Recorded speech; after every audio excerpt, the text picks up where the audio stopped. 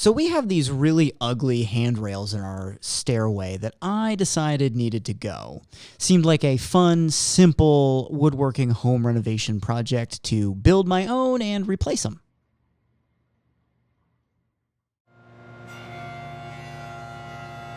I started out at the jointer, face jointing the rough boards that I plan to use to build these handrails.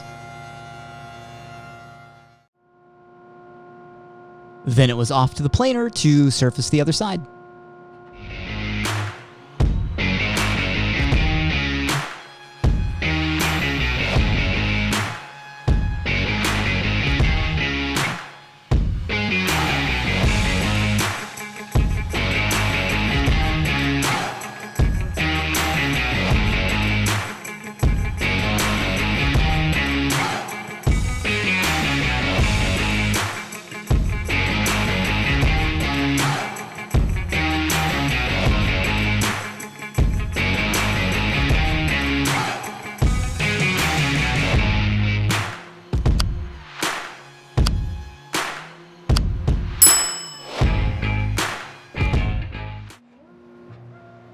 I have a bad habit about forgetting to edge joint when I'm face jointing boards, so it was back to the jointer to take care of that job.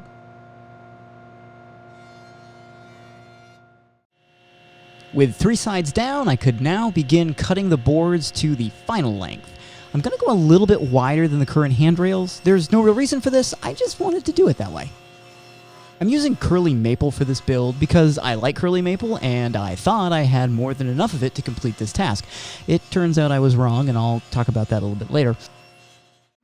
But I did not have, nor did I have any place I could go to buy curly maple at the thickness I'm going to need for the handrails, so I've decided to just laminate boards to make it the thickness I need.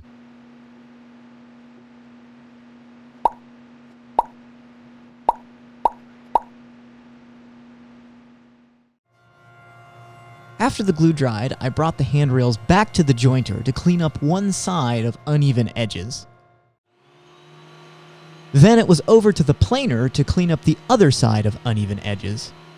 I could have also done this side on the table saw, but I do like the finish I get from my planer better than what I get from my blade on my table saw.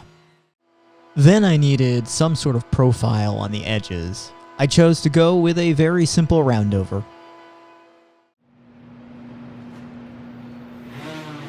After that, it was time for sanding. And then some sanding, followed by a little more sanding. Here's a cool tip for the Festool users out there. The interface pads are soft and will allow the sander to contour around various profiles, in this case a roundover. This prevented me from having to hand sand over 50 feet worth of roundover edge.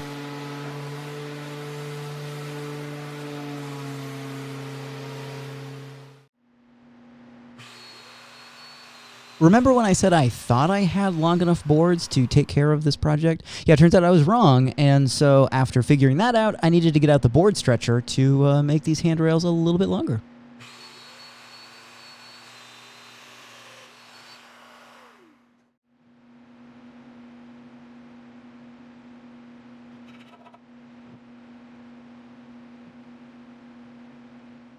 Clamping the rail extension on was about as much fun as meeting up with an old friend from high school and discovering that he sells Herbalife now.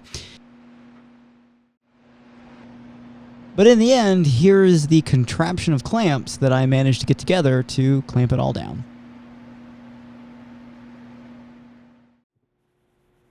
I decided initially to finish these with teak oil. There's no special reason for that. That's just what I happen to have on hand.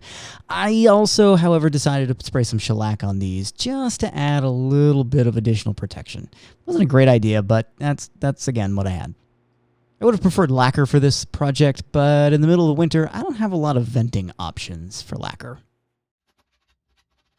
Once the finish was all set up, it was time to remove the old handrails and put the new ones on.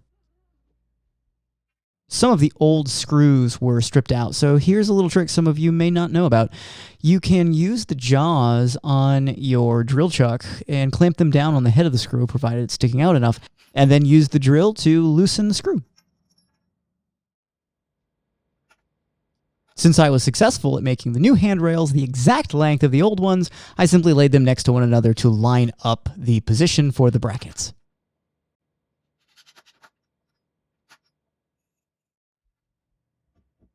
With the bracket hardware now on the handrails, I could now install them on the wall.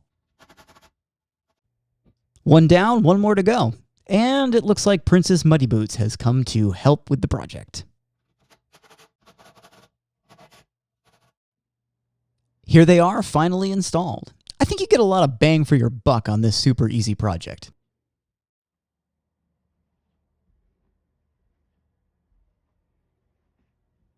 Hey, thanks for watching, everybody, and we'll see you next time. Are you here to help? Yeah? Does it look like I'm doing it right? No? Okay. Not toys. Not toys. Not for you. Not toys. None of it. I thought you were here to help. Of course.